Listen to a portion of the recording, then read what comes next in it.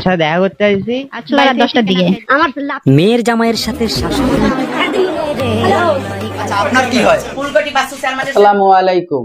দেশে এবং প্রবাসে, দূরে এবং কাছে, যে যেখান থেকে আজকের এই ভিডিওগুলো দেখার জন্য প্লে করেছেন, সবাইকে আন্তরিক শুভেচ্ছা, অভিনন্দন। দর্শক শ্রোতা, শুরু থেকে একটি ভিডিও ক্লিপের অংশ দেখেছেন। আপনারা হয়তো বুঝতে পারেন নাই ঘটনাটি কি হয়েছে।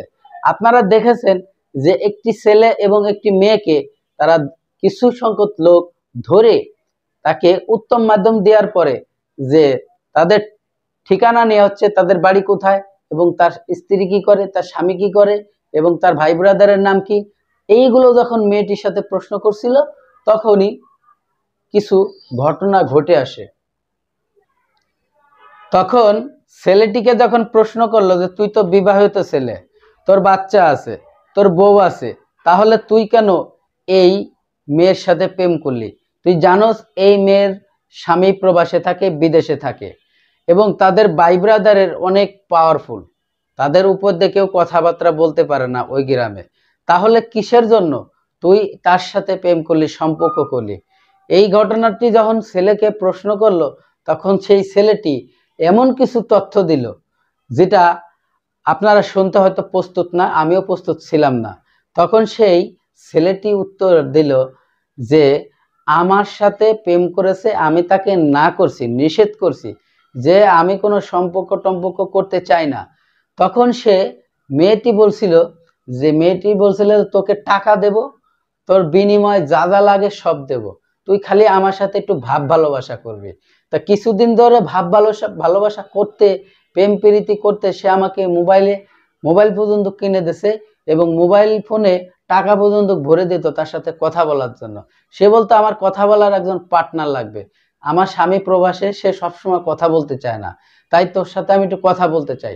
একদিন দুই দিন এভাবে করতে করতে এক প্রকারে তাদেরকে দুজনকে একসঙ্গে এলাকাবাসীরা ধরে ফেলায়। তারপরে তাকে উত্তম মাধ্যম দেওয়ার পরে এমন কিছু তথ্য বেরিয়ে আসলো মেয়েটির কাছ থেকে যেটা আপনারা শুনতে হয়তো রাজি না।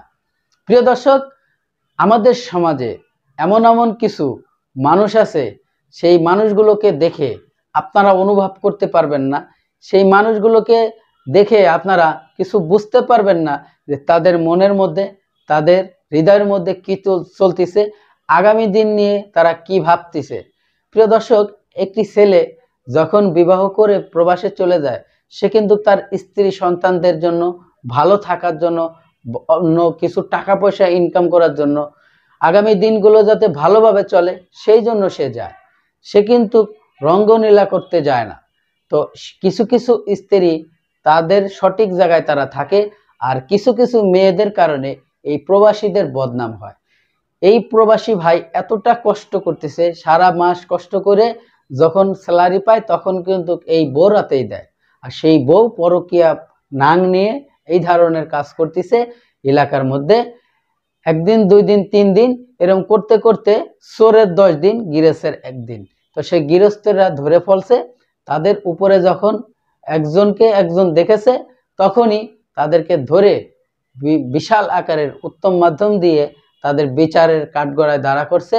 এখন হয়তো জোর করে সেই ছেলেটির সাথে এই মেয়েটির বিয়ে দিয়ে দেবে।